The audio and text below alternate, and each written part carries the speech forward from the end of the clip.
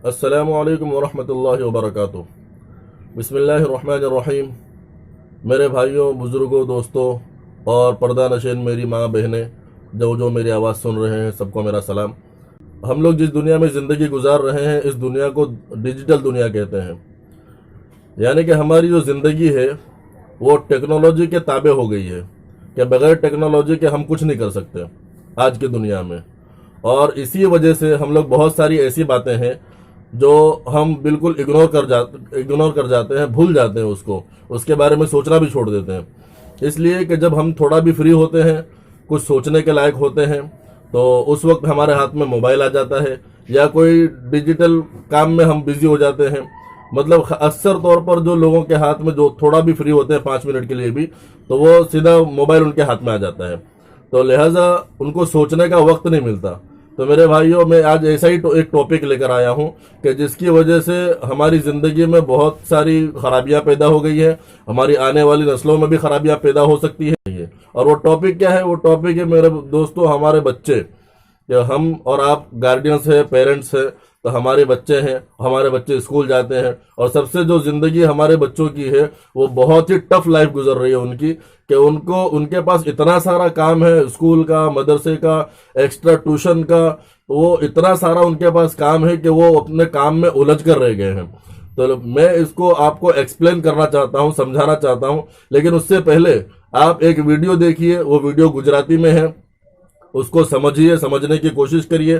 फिर इंशाल्लाह उसके बाद हम वापस आते हैं वीडियो देखने के बाद, वीडियो में क्या समझाया गया है स्कूल के बारे में, होमवर्क के बारे में, खास तौर पर कि बच्चा हमारा स्कूल में 6 घंटा 7 घंटा रहता है, उसके बाद घर पे आकर भी उसका होमवर्क इतना सारा होता है कि वो 2 घंटा 3 घंटा उसी में लगा रहता है।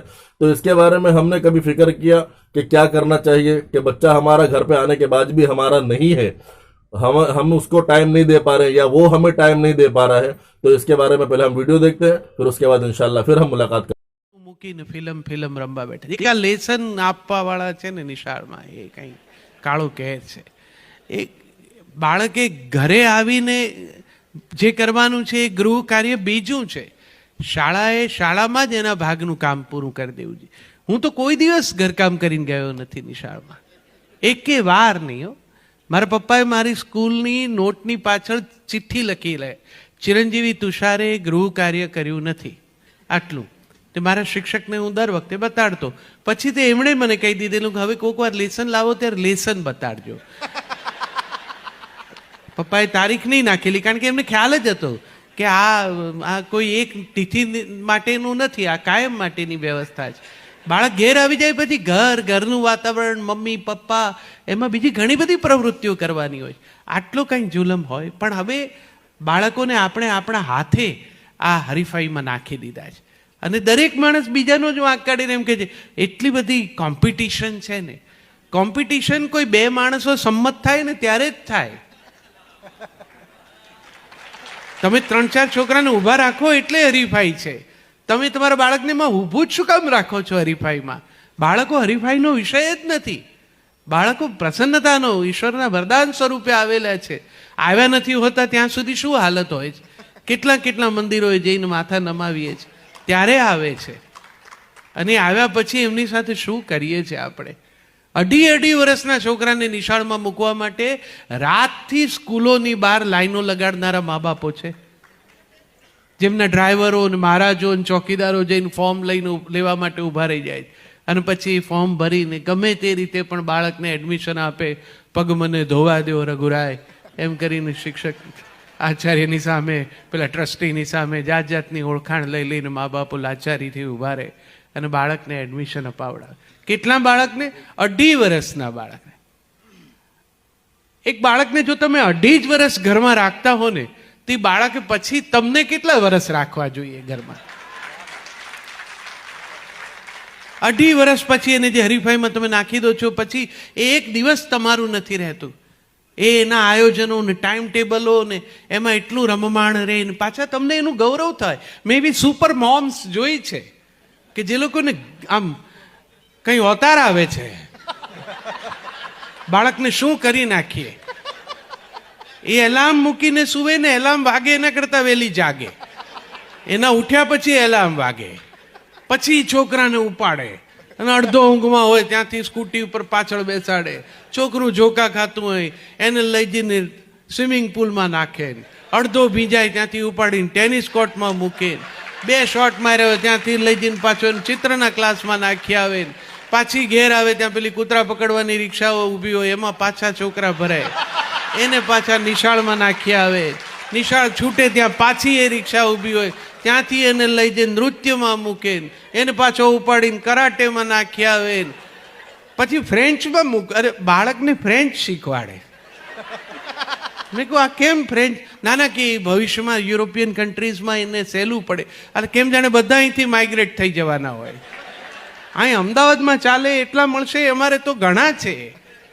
દરેક બાળક પાસે આ પ્રકારનું ઉત્તમ કઢાવવા માટેનો આટલો અઠાગ્રહ અને આટલું બધું જો તમારે કરાવવું હોય, એક બાળકને નૃત્ય આવડવું જોઈએ, જુડો કરાટે આવડવા જોઈએ, ક્રિકેટ આવડવું જોઈએ, તો મા બાપ તરીકે તમારે સહેજ વહેલા વિચારવું જોઈએ. આ એક એક બાળકનું અલગ અલગ કામ છે.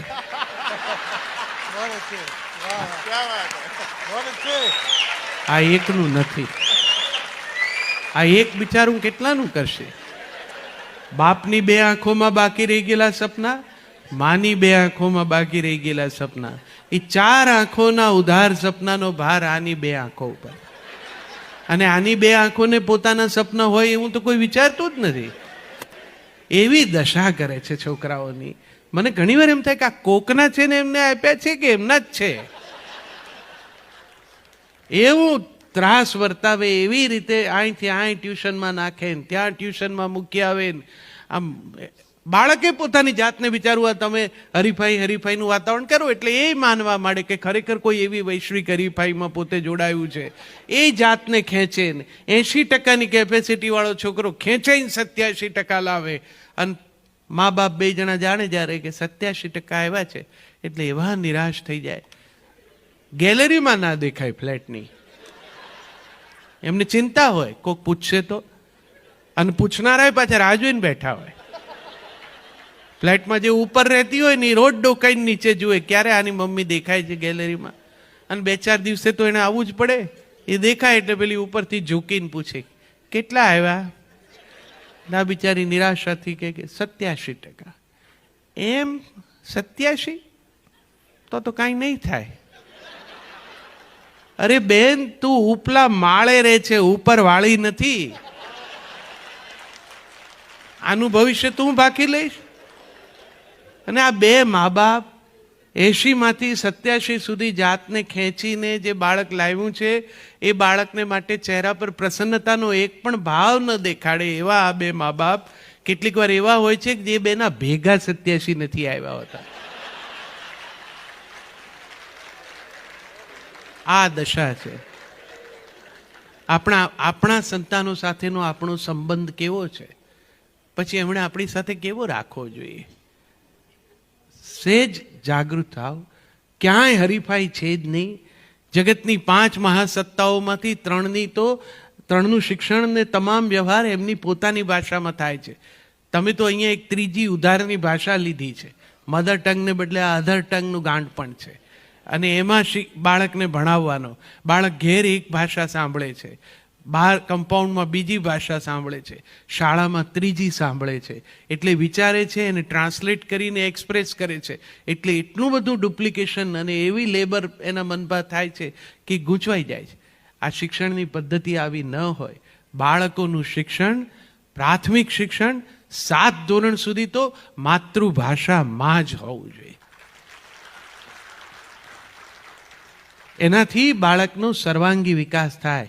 હું ભાષા વિજ્ઞાનનો વિદ્યાર્થી છું એટલે વિશ્વાસથી કહું છું કે કોઈ એક ભાષા આવડે તો પછી જગતની કોઈ પણ ભાષા આવડે. તમારું બાળક અહીંયા જન્મ્યું છે એટલે ગુજરાતી આવડે છે. એ દક્ષિણમાં જન્મ્યું હોત તો મલયાળમ જાણતું હોત, ફ્રાન્સમાં જન્મ્યું હોત તો ફ્રેન્ચ પણ જાણતું હોત. તમે જ્યાં જાઓ ત્યાંની ભાષા તમને આવડી જાય. તમારા અભણ બા હોય છે એ અમેરિકામાં ઉતરે છે ને ત્યારે પેલી ઇમિગ્રેશન વાળા જોડે જે રીતે ધડ કરે છે ઇંગ્લિશમાં, અને પેલો બિચારો અંતે હાથ જોડે બાંધ જવા દો. ભાષા તો કોમ્યુનિકેશનનું ટૂલ માત્ર છે. કોઈ એક ભાષા આવડી જવાથી કોઈ વિદ્વત્તાનો દાવો ના કરી શકાય. એ તો એક એક્સપ્રેશન છે માત્ર. તો બધું આનંદ ચોક્કસ કરજો, પણ મારા જેવા ને અહીંયા સુધી આવવા મળ્યું હોય તો બાગેશ્રીના મિત્રોને હું ખાસ કહું કે હરીફાઈનો બોધ મનમાંથી કાઢી નાખજો. અને કદાચ એ હવે તમે મારું નથી જ માનવાના અને એ અંગ્રેજી માધ્યમમાં છોકરાને હેરાન કરવા નાખ્યો જ હોય તો ભલે નાખ્યું, પણ એના પ્રત્યે દયાભાવ રાખજો. એટલું યાદ રાખજો કે તમારા છે અને કાલ તમારા હાથ પગ નહીં ચાલે ત્યારે આણે તમને રાખવાના છે. એની એટલો વિચાર કરીને એની સાથે વ્યવહાર રાખજો, તો પછી વાંધો લગભગ કદાચ ના આવે. કારણ કે એમ તો આપણા છોકરા સંસ્કારી છે, આપણી પાસેથી બીજી તો શું અપેક્ષા રાખે એ લોકો, પણ આપણા છે. जी दोस्तों, उम्मीद करता हूँ आपने बिल्कुल ध्यान से सुना होगा कि वो अंकल कौन है. मैं वो अंकल को नहीं जानता, लेकिन उन्होंने जो बात कही है बड़ी दिल को छू गई. इसलिए मैंने सोचा कि आप लोगों के सामने भी ये बात लानी चाहिए. कोई ये ना समझे कि मेरे इस वीडियो का मतलब है कि मैं स्कूल के टीचरों को या सरों को टारगेट कर रहा हूँ. ऐसा कुछ भी नहीं है. मैं एक कॉमन बात कर रहा हूँ कि हम सबको ये समझना है बैठकर कि अंकल ने जो बात कही वीडियो में, वो दो बातें बहुत इंपॉर्टेंट थी. मैं वो आपको साथ वापस शेयर करना चाहता हूँ. सबसे पहली तो ये बात कि अंकल ने कहा कि बच्चे जब होमवर्क करने स्कूल घर पे भी बैठते हैं तो उनके पास घर पे आने के बाद घर का माहौल उनको मिलता नहीं है. यानी कि माँ बाप के साथ जो अटैच उनको होना चाहिए वो नहीं हो पाता है होमवर्क की वजह से.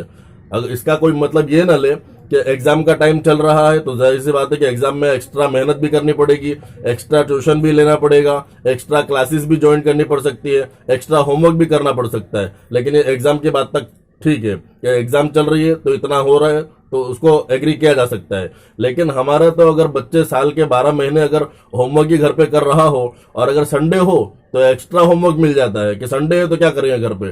भाई घर पे माँ बाप है, माँ बाप के साथ भी रहेगा. हर बच्चे पे ये बात लागू नहीं होती, लेकिन अक्सर इस तरीके की बातें समझने की जरूरत है इसमें कि बच्चा है, स्कूल की छुट्टी है तो घर पे माँ बाप के साथ वो थोड़ा सा वक्त बिताएगा या माँ बाप उसके साथ वक्त बिताएंगे. सारे माँ बाप भी सीधे नहीं होते हैं, सारे बच्चे भी सीधे नहीं होते, ये हम भी जानते हैं कि 15 साल से हम भी बच्चों के साथ ही रह रहे हैं और बच्चों को पढ़ा रहे हैं, तो इतना हमको भी आइडिया है. कहने की बात ये, सबसे पहली बात कि होमवर्क ये अगर स्कूल का काम स्कूल में ही खत्म हो जाए तो ज्यादा बेटर है. ये मेरी सोच है या हमारी पेरेंट्स के एतबार से सोच है. मैं सारे शिक्षकों को, सारे टीचरों को मैं तहे दिल से कहता हूं कि मैंने आपको आपके बारे में न कभी सोचा है गलत, न कभी सोचूंगा, ना कोई गलत राय है मेरी आपके बारे में. लेकिन प्लीज एक हाथ जोड़कर मेरी रिक्वेस्ट है टीचरों को, सर जितने भी सर हैं हमारे हिंदुस्तान के टीचर्स हैं, ये रिस्पेक्टेबल टीचर और सर्स हैं, ये बहुत मेहनत करते हैं तब जाकर यहाँ पहुंचते हैं और बहुत मेहनत से हमारे बच्चों को पढ़ाते हैं. हमारे बच्चों की बिल्कुल वैसी ही केयर करते हैं जिस तरीके से हम अपने बच्चे की करना चाहते हैं. तो ये बहुत अच्छी बात है इनकी और मैंने देखा भी है कि ये बहुत अच्छी तरीके से संभालते भी हैं. लेकिन ये एक बात ये है, जरूरी है कि होमवर्क अगर बच्चा घर पे करने बैठता है, सुबह से लेकर शाम तक वो लगा है, माँ बाप के साथ उसका इतना अटैचमेंट नहीं होता है, जिसकी वजह से वो बच्चा स्कूल में चलते चलते एक दिन बड़ा हो जाता है, माँ बाप के साथ अटैच नहीं होता है, तो फिर उसके बिना पर आर्ग्यूमेंट पैदा होती है माँ बाप के बीच में और बच्चे के बीच में. एक तो ये बात है. दूसरी बात जो अंकल ने कही वो बहुत ही समझने वाली बात है कि जिस बच्चे को हम 2.5-3 साल की उम्र में उसको स्कूल के हवाले कर देते हैं, तो अंकल ने कहा कि जब वो बच्चा बड़ा होगा तो आपने उसको 2.5-3 साल तक घर में रखा, जब वो बच्चा बड़ा होगा तो फिर वो बच्चा आपको कितने साल घर में रखने वाला है. ये सोचने वाली बात है, ये हमारे फ्यूचर की बात है, हमारे बुढ़ापे की बात है. आज हमारे हाथ पैर चल रहे हैं तो हम नहीं सोचते इस बारे में, लेकिन कल को जो बच्चा है वो हमारा बड़ा होगा और वो जिंदगी जो उसकी है अभी वो हमारे पास लौटकर वापस आने वाली है. तो मेरे दोस्तों, मैं ये वीडियो डेडिकेट करना चाहता हूँ स्कूल के टीचरों को, सर लोगों को, ताकि ये देखें, वो भी समझने की कोशिश करें और पेरेंट्स को बुलाकर पेरेंट्स मीटिंग कर कर उनको भी समझाने की कोशिश करें. हम भी अपने एतबार से कि हम पेरेंट्स हैं, हमारा बच्चा जाता है स्कूल, तो हम भी अपने एतबार से समझने की कोशिश करेंगे ताकि बच्चों की जो जिंदगी है उसको आसान से आसान तर बनाया जाए. बच्चे हमारे ही रहें, उनके ऊपर किसी गैर या कोई ऐसा असर उनके ऊपर ना हो जिसकी वजह से हमारे बच्चे हमारे ना रहें बल्कि वो कोई और बन जाए. तो ये एक मेरी कोशिश है कि हर एक तक ये बातें पहुंचे, इसके बारे में सीरियसली सोचें और अपने बच्चों का भला चाहें. आने वाला कल हमारे बच्चों का है तो हमारा भी होगा. अगर बच्चे हमारे सही रहेंगे तो हमारा कल भी अच्छा होगा. ठीक, और अगले वीडियो में इंशाल्लाह मिलते हैं एक और नए टॉपिक के साथ. ठीक है, तब तक अल्लाह हाफिज. अस्सलामु अलैकुम वरहमतुल्लाहि वबरकातुहू.